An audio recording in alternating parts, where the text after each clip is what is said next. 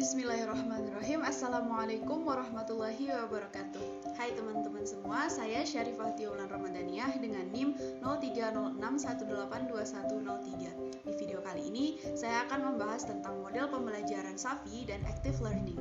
Video ini merupakan tugas untuk mata kuliah tematik kelas tinggi yang diampu oleh Ibu Anggia Nadrah Lubis, MPD. Baiklah, yang pertama saya jelaskan adalah model pembelajaran Safi. Ada 3 yang akan saya jelaskan. Yang pertama adalah pengertian model pembelajaran Safi, yang kedua prinsip-prinsip model pembelajaran Safi, dan yang ketiga langkah-langkah model pembelajaran Safi. Yang pertama, pengertian model pembelajaran Safi. Pendekatan Safi ini pertama kali diperkenalkan oleh Dave Meyer.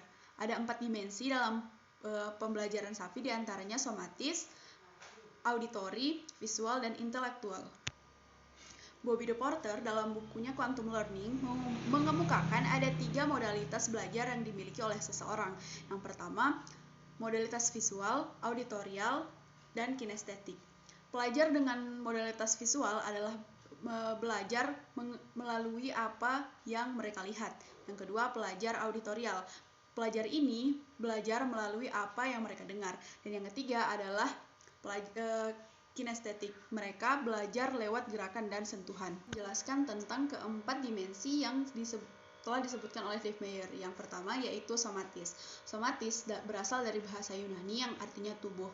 Dengan begitu, belajar somatis adalah belajar dengan menggerakkan seluruh anggota tubuh dan melibatkan seluruh aktivitas fisik dalam proses belajar mengajar. Belajar somatis merupakan belajar dengan indera peraba, kinestetis, praktis dalam melibatkan fisik dan menggunakan serta menggerakkan tubuh sewaktu belajar. Adalah auditori. Menurut Meyer, belajar auditori merupakan cara belajar standar yang telah dilakukan sejak zaman dahulu. Pembelajaran auditori merupakan belajar paling baik jika mendengar dan mengungkapkan kata-kata. Visual. Menurut Meyer, setiap orang memiliki ketajaman visual yang sangat kuat. Hal ini dikarenakan di dalam otak terdapat lebih banyak perangkat untuk memproses informasi visual. Dave Meyer juga mengungkapkan bahwa beberapa siswa lebih mudah belajar dengan melihat apa yang dibicarakan guru atau sebuah buku. Yang keempat adalah intelektual. Kata intelektual menunjukkan apa yang dilakukan siswa dalam pikirannya secara internal ketika mereka menggunakan kecerdasan untuk merenungkan sesuatu. Lebih lanjut, Meyer juga mengungkapkan bahwa intelektual adalah sebagai pencipta makna dalam pikiran, sarana yang digunakan manusia untuk berpikir, menyatukan pengalaman, menghubungkan pengalaman mental, fisik, emosional, dan intuitif. Materi yang selanjutnya yaitu prinsip-prinsip model pembelajaran Safi. Yang pertama, belajar dengan melibatkan seluruh tubuh dan pikiran. Yang kedua, belajar adalah berkreasi, bukan mengkonsumsi. Yang ketiga, kerjasama membantu proses belajar mengajar. Yang keempat, pembelajaran berlangsung pada banyak tingkatan secara simultan. Yang kelima, belajar berasal dari mengerjakan pekerjaan itu sendiri. Yang keenam, emosi positif sangat membantu proses belajar mengajar. Dan yang ketujuh, otak citra menyerap informasi secara langsung dan otomatis. Adalah langkah-langkah model pembelajaran Safi. Tahap pertama adalah tahap persiapan atau kegiatan pendahuluan.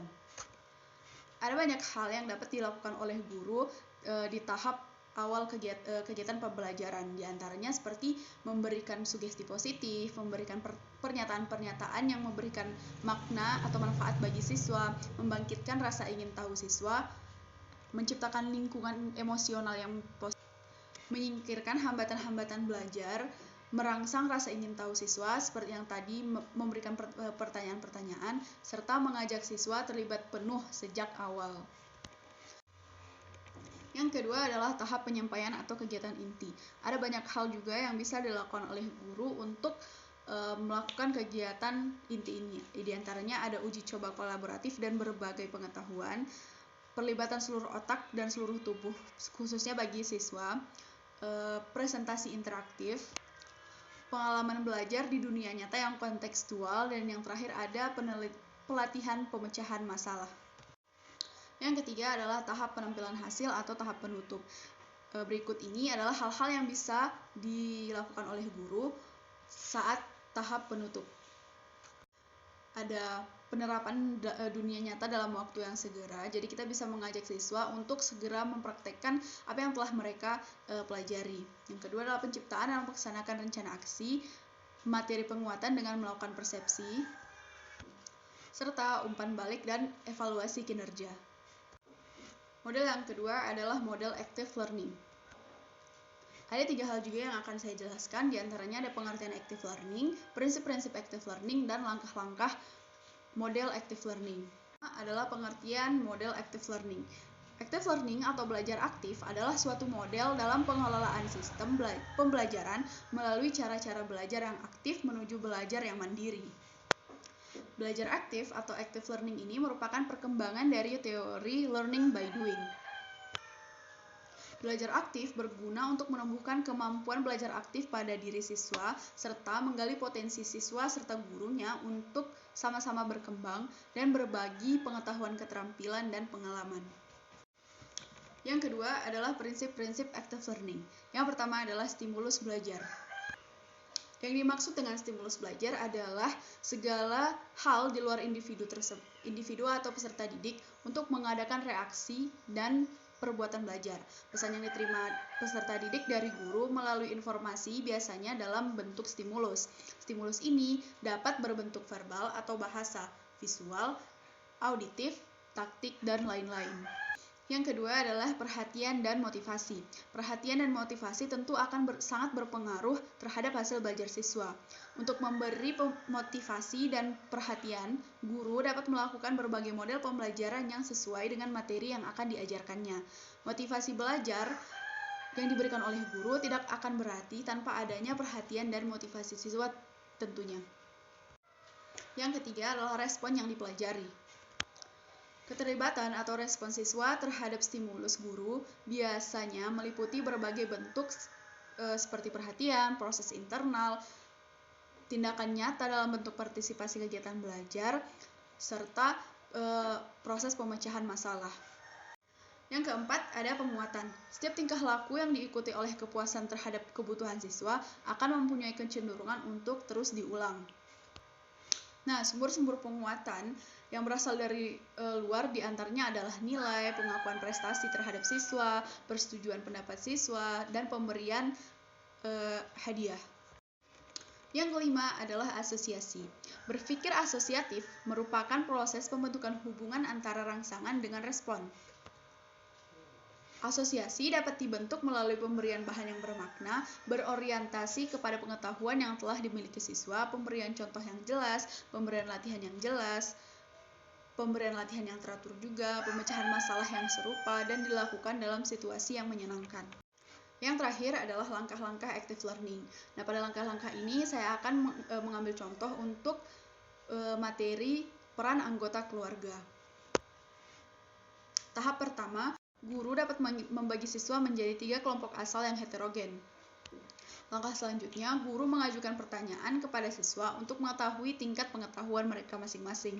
Langkah selanjutnya, guru meminta siswa untuk berdiskusi dengan kelompoknya masing-masing. Lalu hasil diskusi tersebut dibacakan secara bergantian dengan kelompok-kelompok lain.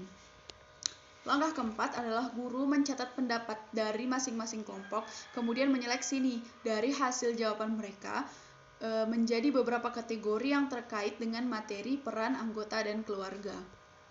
Setelah selesai menjelaskan atau membacakan hasil diskusi kelompok mereka kepada kelompok lain, guru meminta siswa untuk kembali lagi kepada kelompok asal mereka.